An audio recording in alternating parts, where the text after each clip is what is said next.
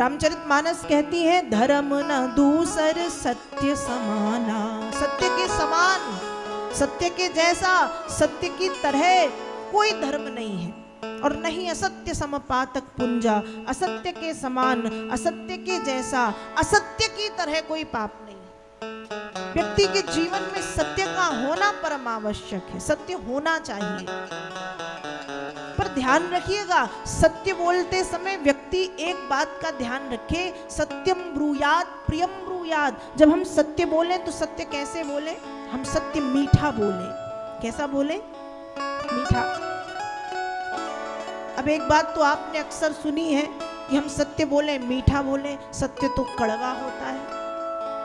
होता है ना, हमने सुना, बचपन से सुनते आ रहे हम, सत्य तो कड़वा है, सत्य तो मीठा हो ही नहीं सकता। सत्य कड़वा नहीं, सत्य को कड़वे तरीके से हम बोलते हैं। शास्त्र कहते सत्य बोलो पर प्रियम ब्रूयात, प्रिय बोलो, मीठा बोलो। क्यों? आपके सत्य को सुनकर के सामने वाले को हानि ना पहुंचे। आपके सत्य को या आपके द्वारा बोले गए सत्य को सुनकर के सामने वाला परेशान ना हो। किसी के विषय में आपको कुछ पता है, गुस्से में आपने वो बोल दिया, तो कड़वी बात।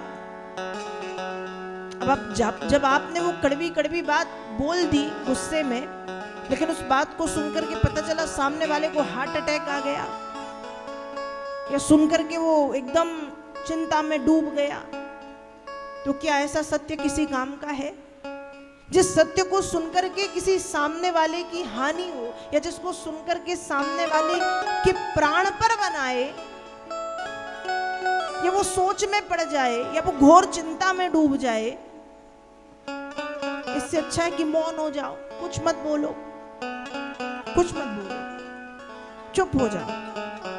कहते हैं ना, मौनम सर्वार्थ साधनम। जब व्यक्ति को अपनी समस्याओं का हल नहीं मिलता, तब व्यक्ति मौन हो जाता है, तब व्यक्ति चुप हो जाता। मौनम सर्वार्थ साधनम, मौन सभी समस्याओं का हल है। कभी कभी व्यक्ति को मौन हो जाना चाहिए। हमेशा बड़बोलापन, हमेशा बोलने की जरूरत नहीं है।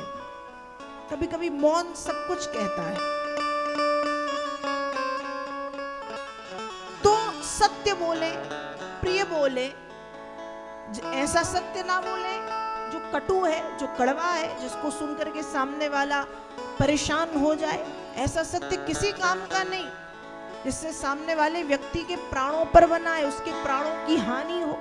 तो सत्यम ब्रूयात प्रियम ब्रूयात। सत्य तो बोले, पर सत्य भी प्रिय बोले, सत्य भी मीठा बोले, सत्य भी प्रेम से बोले।